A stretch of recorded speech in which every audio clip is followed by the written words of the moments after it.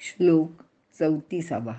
मृत्युस्सर्वहरश्चाहमुद्भवश्च भविष्यतां कीर्तिश्रीर्वाक्च नारीणां स्मृतिर्मेधा धृतिः क्षमा. अर्थ: सर्वांचा संहार करणारा मृत्यू आणि भविष्यकाळी उत्पन्न होणाऱ्यांच्या उत्पत्तीचे कारण मी म्हणजे भगवंत आहे. तर स्त्रियांपैकी कीर्ती, लक्ष्मी, वाणी, स्मृती, मेधा, धृती आणि क्षमा या भगवंताच्या म्हणजेच परमेश्वराच्या विभूती आहेत.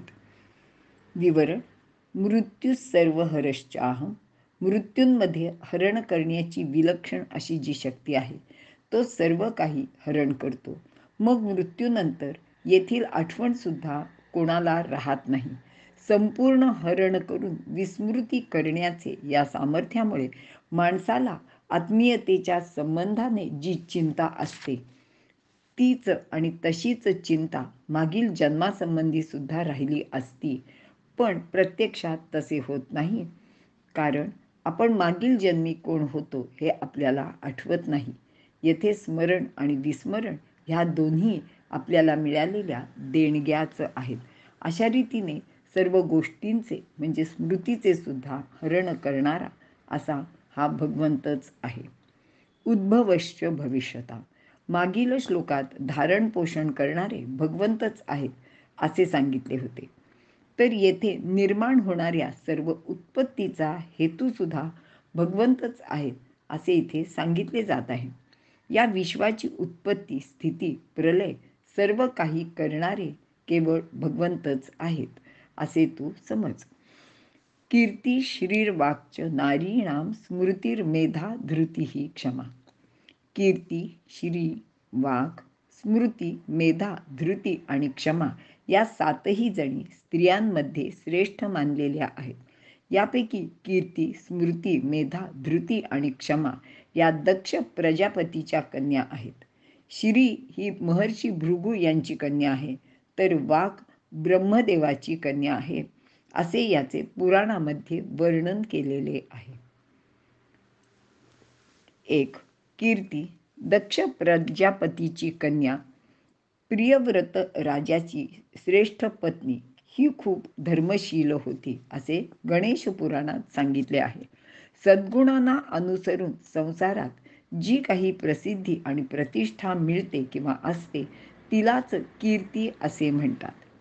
2. श्री भृगू आणि ख्याती यांची ही कन्या ही नारायणाची किंवा विष्णूची पत्नी आहे.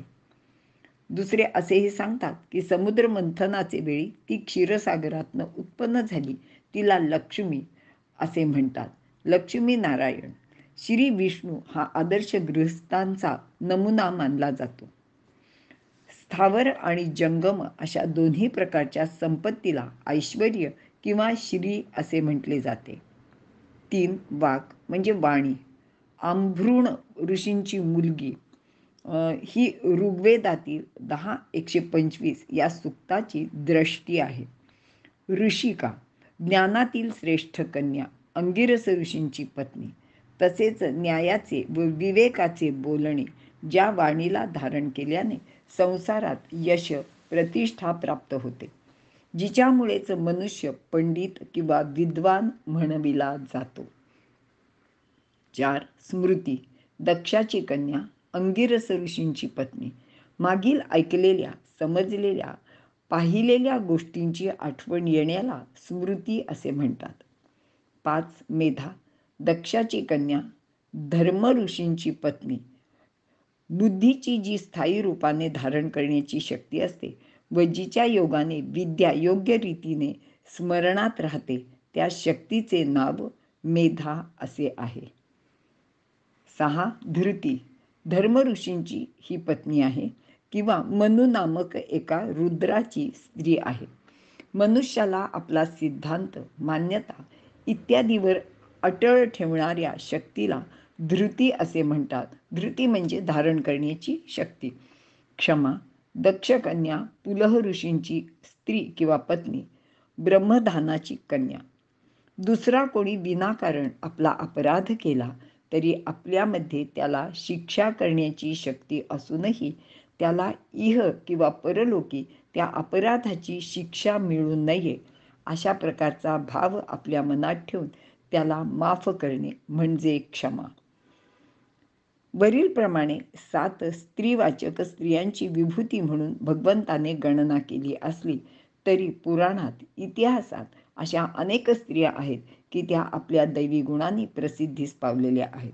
येथे उल्लेखिलेल्या स्त्रिया या प्रातिनिधिक आहेत, म्हणून जेथे कुठे दिव्यतेची अनुभूती येईल ते सर्व भगवंताचीच विभूती आहे असे मानावे. कीर्ती, श्री आणि वाघ या मानवाच्या बाहेर प्रगट होणाऱ्या गोष्टी आहेत, तर स्मृती, मेधा, धृती आणि क्षमा या आपल्या अंतःकरणात प्रगट होतात असे भगवंत अर्जुनाला इथे सांगत आहेत. इथे आपण थांबूया.